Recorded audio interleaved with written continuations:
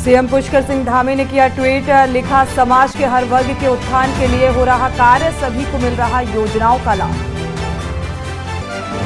हेमकुंड साहिब यात्रा का हुआ आगाज, सीएम पुष्कर सिंह धामी जत्थे को किया रवाना। 22 मई से खुलेंगे हेमकुंड साहिब के कपाट।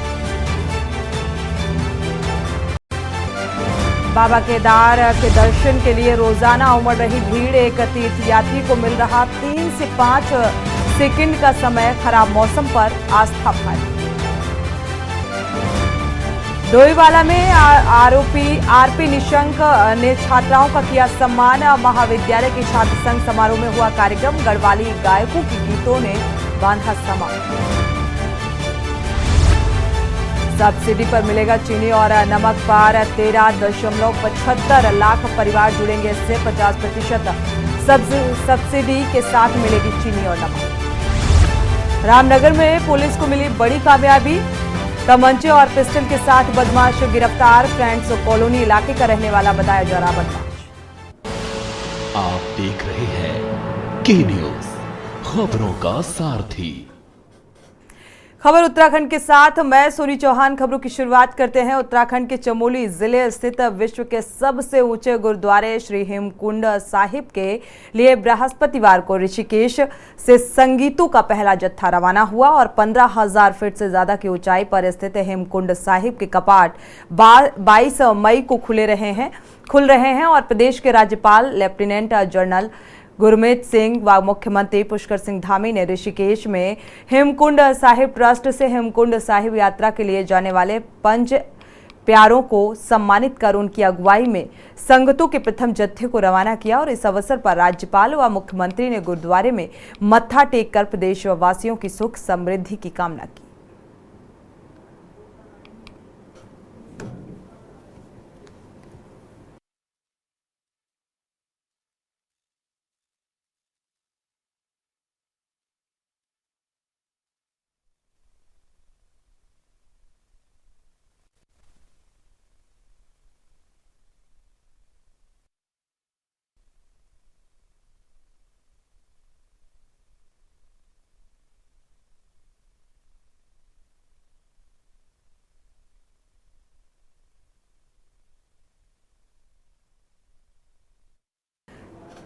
लक्सर में प्रदेश सरकार द्वारा अब स्वास्थ्य विभाग को 9 से 14 वर्ष के बच्चों का डाटा कलेक्ट करने के निर्देश दिए गए हैं। स्वास्थ्य विभाग ने डाटा कलेक्ट करने के साथ सर्वाइकल टीके की डिमांड भेजने की तैयारी कर ली है। आपको बता दें कि लक्सर शहरी क्षेत्र के साथ स्वास्थ्य विभाग अब गांव देहात पर भी फोकस कर रहा है, साथ ही ऐसे बच्चों का डाटा कलेक्ट कर रहा है जो सर्वाइकल जैसी बीमारी से ग्रसित हैं।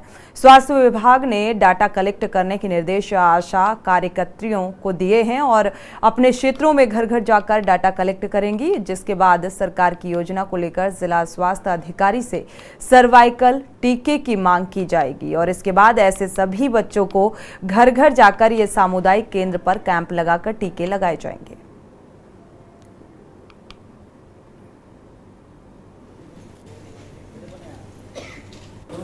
कल सीएमओ साहब द्वारा एक मीटिंग ली गई थी जिसमें बताया गया था कि राज्य से जो अभी हमें सूचना प्राप्त हुई है उसमें 6 साल से 14 साल तक की जो हमारी बालिकाएं हैं उनको सर्वाइकल कैंसर की वैक्सीन लगेगी। तो अभी जो है उनका डाटा एकत्रित किया जाएगा स्कूल के माध्यम से, आशाओं के माध्यम से और हमारे पास जो RKSK के काउंसलर हैं उनके माध्यम से अभी डाटा तैयार करके पहले डिस्ट्रिक्ट को भेजा जाएगा। उसके बाद में उसका पूरा प्लान बनाया जाएगा। उसके बाद में जो है सर्वाइकल वैक्सीन जो है वो लगाई जाएगी। रुक करते हैं अगली खबर का। लक्सर जेके टायर के पूर्व कर्मचारियों ने फैक्ट्री के अधिकारियों पर धोखाधड़ी से बाहर निकालने का आरोप लगाते हुए भूख हड़ताल की चेतावनी दी है। पूर्व कर्मचारियों सुभाष चौधरी की अगुवाई में सैकड़ों कर्मचारियों ने फैक्ट्री से दूर धरने पर बैठे। कर्मचारियों ने टायर फैक्ट्री के अधिकारियों पर धोखाधड़ी करके फैक्ट्री से निकालने का आरोप लगाया। कर्मचारियों ने हरिद्वार में डीएलसी को दूसरी तारीख पर फैक्ट्री के खिलाफ उपस्थिति दर्ज की है और कर्मचारियों की फैक्ट्री के अधिकारियों के पास कोई डॉक्यूमेंट कर्मचारियों के खिलाफ नहीं मिले।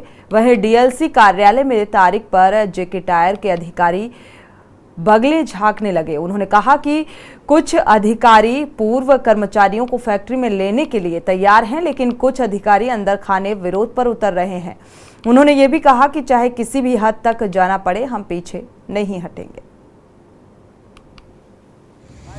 हमारी मांगे पूरी करो, हमारी मांगे पूरी करो, हमारी मांगे पूरी करो, हमारी मांगे पूरी करो, हमारी मांगे पूरी करो, मजदूर एकता जिंदाबाद। हमारी मांगे पूरी करो, हमारी मांगे पूरी करो, हमारी मांगे पूरी करो, हमारी मांगे पूरी करो, हमारी मांगे। डीएलसी पर तो डीएलसी साहब तो आज थे नहीं, पर उनका सेकंड जो लेबर कमिश्नर है उन्होंने हमारी बात सुनी, और बात सुनने के बाद में जो हमारे वकील साहब ने उनसे डॉक्यूमेंट मांगे थे वो उनके पास है ही नहीं, कुछ भी उनके पास साक्ष्य नहीं है। फर्जी तरीके से हम निकाल दिए, इन लोगों ने धोखाधड़ी देकर निकाल दिए।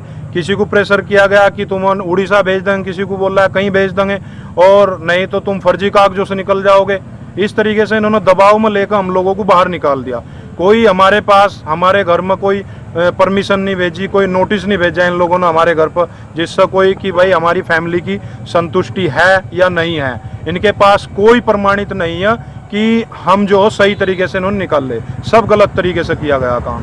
आश्वासन तो हमें ये मिला है, हमारे जो वकील साहब हैं उन्होंने ये कहा कि 120% आपका काम होगा।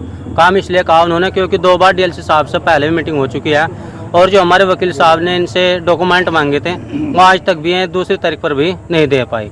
तो हमें आश्वासन है कि कहीं ना कहीं कंपनी में भी दिक्कत है, और जो हम निकाले गए हैं वो अवैध तरीके से निकाले गए हैं।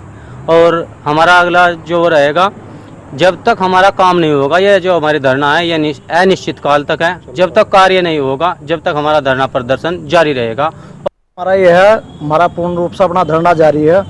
लगभग 2 महीने हो चुके हैं, और हमारे जो वकील साहब हैं उन्होंने कहा भाई हम 110% यहाँ से कामयाब हो गए, और हमें जो निकाला गया था फर्जी तरीके से निकाला गया था।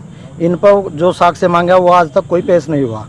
ये दूसरी तारीख थी हमारी, आज तक कोई कुछ नहीं पेश कर सके, और हम ज़्यादा से ज़्यादा मात्रा में यहाँ अपने धरना में हैं और पीछे नहीं हटेंगे। हमने इतना भी कर दिया, आपस में हमारे लड़कों ने सहयोग करके यहाँ अपना भंडारा भी चला रखा है। ये हमें 6 महीने साल भर भी चलाना पड़ा, तो हम पीछे नहीं हटेंगे। बढ़ते आगे, पौड़ी में आयोजित तहसील दिवस के मौके पर जिला अधिकारी व सीडीओ नहीं दिखे। यहां तक कि उप जिला अधिकारी खुद भी तहसील दिवस पर उपस्थित नहीं मिले, और इस कारण कई फरियादियों को अपनी शिकायतों को लेकर वापस लौटना पड़ा। प्रधान संघ के जिला अध्यक्ष कमल रावत ने बताया कि तहसील दिवस जनप्रतिनिधियों को कोई सूचना नहीं दी गई थी, ऐसे में गांव की समस्याएं प्रशासन तक नहीं पहुंच पाई। उन्होंने आक्रोश व्यक्त किया कि पूर्व में दर्ज समस्याओं का भी अभी तक निराकरण नहीं हो पाया है। डीएम इलागिरी ने बताया कि तहसील दिवस पर 20 सम्मेलन के चलते जिला अधिकारी, सीडीओ और एसडीएम उपस्थित नहीं हो पाए।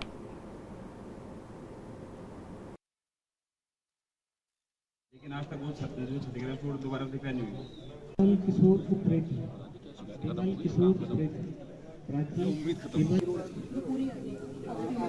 क्योंकि आपके पास 6 गैंग चले जा रहे हैं। छोटी बड़ी समस्याएं होती रहती है, और हम जनप्रतिनिधि हैं और हमेशा समस्याओं का निराकरण के लिए अपने जिला अधिकारी और एडीएम साहब के पास आते हैं। और जब तहसील दिवस का जो कार्यक्रम था, पहले तो बड़ा ही दुर्भाग्य की बात है, आज सुबह पता चला जब हमारे आदरणीय डांगी जी ने सुबह वो मैसेज भेजा कि तहसील दिवस है, तब हमें जाके सूचना प्राप्त हो रही है। और जो हमने शिकायतें इससे पूर्व में दी थी, आज तक उस पर निराकरण नहीं हुआ, और मैंने इससे पहले भी शिकायत दी थी, और आज जब उसमें शिकायतों का निराकरण होना था, वो अधिकारी संबंधित अधिकारी थे ही नहीं। ग्रामीण क्षेत्र है, वहाँ नेटवर्क की परेशानी होती है, और पटवारी और पंचायत मंत्री सबसे अहम भूमिका होती है गांव के पंचायत से। पंचायत मंत्री भी कोई भी प्रमाण पत्र के लिए ऑनलाइन अप्लाई मांगता है, पटवारी के पास भी कोई प्रमाण पत्र मांगता है तो वो कहता है कि सीएस सेंटर में जाओ। सीएस सेंटर जो चला रहे हैं वो पढ़े लिखे बेशक है, लेकिन अनुभवी नहीं है, उनको रूल नियम का पता नहीं है, इसलिए वो जो ऐसे आवेदन करते हैं उच्च अधिकारी उनको आवेदन को निरस्त कर देते हैं। इसमें क्या हो रहा है कि जनता परेशान हो रही, और लोगों को जो समय सीमा है उससे भी ओवर टाइम जा रहा है और प्रमाण पत्र नहीं मिल रहे।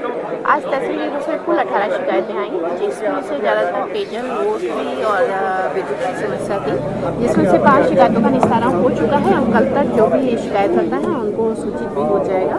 बाकी शिकायतों का निस्तारण भी 1 हफ्ते के अंदर हो जाएगा, क्योंकि रोड की कई समस्याएं ऐसी आई थी जिसमें लगभग टेंडर हो चुके हैं। बढ़ते आगे, लालकुआं नगीना कॉलोनी में रहने वाले सैकड़ों लोगों के घरों में रेलवे द्वारा अतिक्रमण खाली कराए जाने को को लेकर नोटिस चस्पा किया गया है। हल्द्वानी पहुंचे सैकड़ों ग्रामीणों ने बुद्ध पार्क के रेलवे प्रशासन के खिलाफ प्रदर्शन किया और इस दौरान प्रदर्शन कर रहे प्रदर्शनकारियों ने कहा कि वो विगत कई दशकों से नगीना कॉलोनी में रह रहे हैं। ऐसे में लगातार रेलवे द्वारा उनकी भूमि बताकर नोटिस चस्पा कर अतिक्रमण हटाए जाने की कार्रवाई किए जाने की बात कहकर कॉलोनी वासियों का उत्पीड़न किया जा रहा है।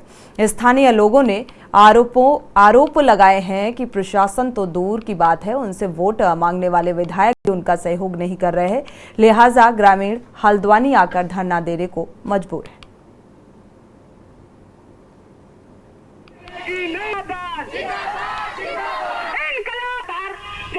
कि जो रेलवे प्रशासन लगातार बार नोटिस चस्पा कर रहा है, वो रेलवे की कि आप अपना कागज दिखा दीजिए। मैं वैसे प्रगतिशील महिला के एकता केंद्र की अध्यक्ष हूँ, बतौर नगीना कॉलोनी संघर्ष समिति की भी अध्यक्ष हूँ और ये लगातार हम 3 साल से इस लड़ाई को बना के रखे हुए हैं। लगातार जो रेलवे प्रशासन लगातार जो लोगों को बीच में आतंक फैला रहा है और लगातार जो नोटिस चस्पा करके जा रहा है, उसका हम लोग मुंह तोड़ जवाब देते हुए लगातार संघर्ष कर रहे हैं। मेरी उम्र आज कम से कम 28 साल की हो गई है। मैं पैदा भी वहीं हुआ हूँ। मेरे पिताजी कम से कम उससे पहले से 10 साल से वहीं रहते हैं, मेरे माताजी भी वहीं रहती हैं। उसके बाद मेरी शादी भी उसी बस्ती में हुई है। अब रेलवे वाले कभी हम लोग जब कंपनी में रहते हैं या कहीं कामों में रहते हैं तो रेलवे विभाग के पर कुछ लोग आते हैं, वो जगह जगह नोटिस चिपका के चले जाते हैं। ना ही उनके पास कोई प्रूफ है, ना कोई संसाधन है। मैंने खुद अपने नाम से कई जगह ITI लगाई हैं, मैंने अपने विशाल गुप्ता के नाम से ITI लगाई है, लेकिन मेरे पास ITI का जवाब आया है, उसमें रेलवे के पास कोई उनके पास स्थायी कोई चीज़ है ही नहीं, कुछ भी नहीं है उनके पास। उत्तराखंड के अंत्योदय और राष्ट्रीय खाद्य सुरक्षा योजना से जुड़े 13.75 लाख परिवारों को 2 किलो चीनी और 1 किलो नमक 50% सब्सिडी के साथ दिया जाएगा। खाद्य विभाग ने इस योजना में सब्सिडी का फॉर्मूला तैयार कर लिया है और इसे मंजूरी के लिए आगामी कैबिनेट बैठक में लाया जाएगा। खाद्य मंत्री रेखा आर्या ने विभागीय समीक्षा करते हुए अधिकारियों को इस योजना का कैबिनेट नोट तैयार करने के निर्देश दिए हैं। यमुना कॉलोनी स्थित कैंप ऑफिस में आर्या ने विभिन्न योजनाओं की समीक्षा की और बैठक के बाद मीडिया कर्मियों से बातचीत में रेखा आर्या ने कहा कि रसोई को पूर्ण करने के लिए अब राज्य सरकार भी चीनी और नमक को रियायती मूल्य पर उपलब्ध कराने जा रही है। इससे पहले अंत्योदय परिवारों को 1 साल में 3 मुफ्त गैस सिलेंडर देने की योजना शुरू की जा चुकी है।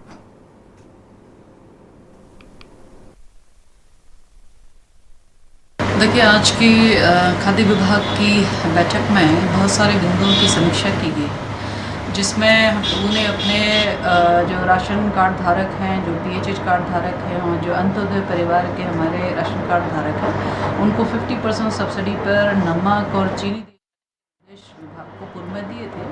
तो वह प्रगति आखिरकार कहाँ तक पहुँची, यह समीक्षा बैठक में विषय लिया गया, जिसको लेकर विभाग को साफ निर्देश दे दिए गए हैं कि यह अगली कैबिनेट तक में इस पर हर स्तर का जो है, जो भी इसमें दिक्कतें आ रही हैं टेक्निकली, वो सारी चीज़ें निस्तारित कर दी जाए। ये उनकी अंतिम डेडलाइन दी गई है। खबरें अभी और भी हैं, यहाँ रुकेंगे एक छोटे से ब्रेक के लिए, लौटेंगे जल्द।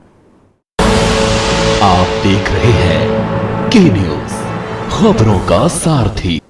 ब्रेक से वापस आ रहे हैं, रुक करते हैं खबरों का। उत्तराखंड के मुख्यमंत्री पुष्कर सिंह धामी के निर्देश पर सरकारी भूमि को खाली कराया जा रहा है और हरिद्वार जिला प्रशासन भी सरकारी भूमि पर किए गए अवैध कब्जों को हटाने का काम कर रहा है। कांग्रेस सरकार और प्रशासन पर आरोप लगा रही है कि कुछ चुनिंदा लोगों को निशाना बनाया जा रहा है। अवैध कब्जे को लेकर कांग्रेस और बीजेपी आमने सामने है।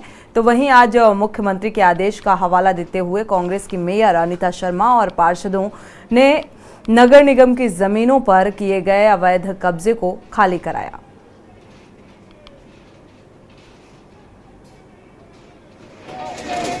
तो ना 2 साल से ये कब्जे हो रखे हैं और ये किसकी साठ गांठ है वो सबको पता है। मैं कहूँगी कि यार तो देखो, मुख्यमंत्री जी का भी बयान है कि सरकारी जमीनों पे से कब्जे हटने चाहिए, तो उनका ही हम आज्ञा का पालन कर रहे। आज्ञा का पालन इन लोगों को करना चाहिए था, अधिकारियों को। आज वो हमने स्वयं कराया है, पार्षद हमारे साथ में है, तो इसलिए हम आज इसको अपना निगम की जमीन को बचाने आए हैं, क्योंकि हम जनता ने जितना प्यार से हमें जिस सीट पर बैठाया है उनकी आज्ञा का पालन कर रहे हैं और ऐसे जमीन को खुदबूद नहीं होने दिया जाएगा, जमीन को बचाया जाएगा। बढ़ते आगे, किसानों की विभिन्न समस्याओं को लेकर यूनियन वेलफेयर फेडरेशन पदाधिकारियों ने तहसील परिसर में क्षेत्रीय किसानों से वार्ता कर उनकी समस्याएं सुनी। साथ ही भारतीय किसान यूनियन से जुड़े पदाधिकारियों ने एसडीएम विकासनगर विनोद कुमार से वार्ता कर किसानों से जुड़ी समस्याओं को लेकर एक ज्ञापन उन्हें सौंपा है, जिस पर एसडीएम की ओर से किसानों की समस्याओं के जल्द निराकरण का आश्वासन दिया गया। और इस दौरान मीडिया से बातचीत करते हुए भारतीय किसान यूनियन के सोमदत्त शर्मा ने बताया कि तहसील क्षेत्र की कई गांव के किसान आज भी मूलभूत सुविधाओं को तरस रहे हैं, जिस पर कोई ध्यान नहीं दे रहा है।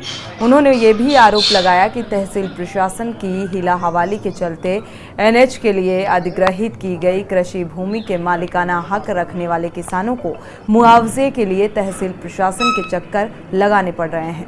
उन्होंने चेतावनी दी कि अगर जल्द ही किसानों की समस्याओं का हल न निकाला गया तो उन्हें सड़कों पर उतरकर आंदोलन को बाध्य करना होगा।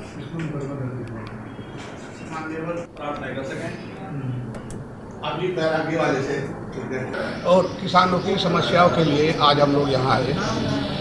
एक तो बड़ोवाला गांव में नलकूप लगे हुए हैं, लेकिन इतना भ्रष्टाचार कर रखा है। पहले 14 रुपये घंटा आपासी आती थी, और वो भी फसल के हिसाब से 6 महीने में। अब जो है नगद पैसे लिए जा रहे हैं, ना कोई रसीद ना पर्चा, और 50 रुपये घंटे के हिसाब से पैसे लिए जा रहे हैं। तो आज हमने एसडीएम साहब से कहा कि इसकी जो है जांच की जाए और पता किया जाए कि ये पैसे कहाँ जा रहे हैं। 50 रुपये घंटे के हिसाब से पैसे ले रहे हैं, रसीद पर्चा कुछ है नहीं। डोईवाला के शहीद दुर्गामल्ल राजकीय महाविद्यालय के छात्र संघ समारोह के दूसरे दिन गढ़वाली गायकों के गीतों ने बांधा समा, तो छात्र छात्राएं भी जमकर थिरके। कार्यक्रम में पूर्व मुख्यमंत्री हरिद्वार सांसद डॉक्टर रमेश पोखरियाल निशंक ने शिरकत कर छात्र छात्राओं को सम्मानित किया। महाविद्यालय के छात्र संघ समारोह में जहां सांस्कृतिक व रंगारंग कार्यक्रम की धूम रही, तो वहीं कार्यक्रम में प्रस्तुति देने वाले छात्र छात्राओं व मेधावी छात्र छात्राओं का डॉक्टर निशंक ने मोमेंटो देकर हौसला अफजाई किया। इस दौरान छात्र संघ अध्यक्ष राज किरण शाह ने छात्रों की समस्याओं को लेकर ज्ञापन देते हुए निराकरण की मांग की है।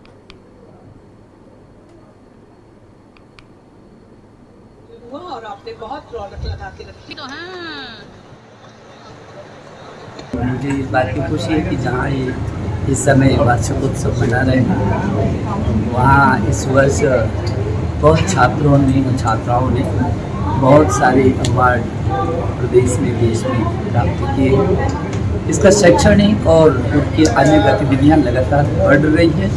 इसी का परिणाम है कि नैक ने अपने निरीक्षण परीक्षण के दौरान इसको 20 श्रेणी दी है। नैक जो अखिल भारतीय स्तर पर सभी विश्वविद्यालयों और सभी आईआईटी, एनआईटी, आईसर शैक्षणिक क्षेत्र में और विभिन्न गतिविधियों तो भी मिलना कोई सामान्य बात नहीं है। मुझे खुशी है, मैं शुभकामनाएं देना चाहता हूँ प्राचार्य जी को और उनकी पूरी टीम को कि अगली बार ये प्लस और ए में आए तो ये गौरवान्वित होगा। वार्षिकोत्सव और छात्र संघ समारोह यहाँ पर आयोजित किया गया। इसमें हमारे पहले दिन जो मुख्य अतिथि थे हमारे माननीय विधायक श्री बृजभूषण गैरोला जी रहे, और आज मुख्य अतिथि जो पुरस्कार वितरण के लिए आमंत्रित थे वो माननीय डॉक्टर रमेश पोखरियाल निशंक जी, माननीय सांसद हरिद्वार रहे। छात्र छात्राओं ने उनके सम्मुख अपनी समस्याएं रखी। महाविद्यालय की गतिविधियों के बारे में मेरे द्वारा आख्या पढ़ी गई। वो प्रसन्न हुए कि महाविद्यालय ने कुछ ही समय के अंतर्गत बी ग्रेड प्राप्त कर लिया है, और वो उम्मीद करते हैं कि महाविद्यालय आने वाले समय में ए ग्रेड प्राप्त करेगा। रुक करते हैं अगली खबर का। लक्सर में कई बड़े धार्मिक स्थलों में मेले का आयोजन होना है, और जिसमें लक्सर से सटे काठा पीर दरगाह पर प्रतिवर्ष की तरह इस बार भी मेले का आयोजन किया जाना है, जिसके टेंडर को लेकर लक्सर उप जिलाधिकारी गोपाल राम की अध्यक्षता में तहसील कार्यालय में मेले की ओर से लिए गए टेंडर प्रक्रिया में बोली लगाई गई, और इसमें 5 बोलीदाताओं ने बोली में भागीदारी ली। लक्सर प्रशासन की ओर से शुरुआती बोली 45 लाख से शुरू हुई, और बोलीदाताओं ने अपनी क्षमता के अनुसार बोली लगाई। जब सबसे अधिक बोली लगाने वाले डायरेक्टर वारिस अहमद ने बोली को 60 लाख से 50,000 तक लगाई। उप जिलाधिकारी गोपाल राम ने बोली को अंतिम रूप देने के साथ ही मेले की बोली का समापन किया। लगभग 10 से 15 लाख श्रद्धालु विभिन्न राज्यों से और स्थानीय लोग इसमें प्रतिभाग करते हैं। उसी मेले को लेकर के आज एक नीलामी की कार्रवाई की गई, जिसमें झूला, चरखी, विद्युत आपूर्ति, टेंट, नलकूप की सफाई, पेयजल व्यवस्था और लंगर आदि ये सारी व्यवस्थाओं को लेकर के एक आज नीलामी की प्रक्रिया हुई। लगभग जो सभी कार्य थे इनकी। और जैसे कि आज तहसील में सभी ठेकेदार आए थे और यहाँ पर जैसे बोली जिसकी आगे बढ़ी उसको ही ठेका मिला। अब जैसे हमारी बोली आगे रही और हमें यहाँ का ठेका मिला, और जैसे कि पिछले साल भी बहुत अच्छा मेला भरा था, इस बार उससे भी अच्छा। मैं सभी जायरीनों से और सभी से, शासन प्रशासन से, सबसे ही मैं यही एक दरख्वास्त, एक रिक्वेस्ट करना चाहता हूँ कि इस मेले को बहुत अच्छे से अच्छा भरवाए। सभी लोग वहाँ पे उपस्थित थे और हमारे एडीएम साहब के नेतृत्व में आज ये बोली लगी है ठेके की। और मेला काठा पीर का 2023 में आज ये ठेका छूटा है वरी सहमन जी के नाम, जो पिछली बार भी इन्हीं के पास ठेका था और बहुत ही अच्छे तरीके से पिछली बार भी मेला बहुत बढ़िया तरीके से संपन्न हुआ था। इसी के साथ खबर उत्तराखंड में फिलहाल बस इतना ही। आगे खबरों के लिए आप देखते रहिए के न्यूज़ इंडिया।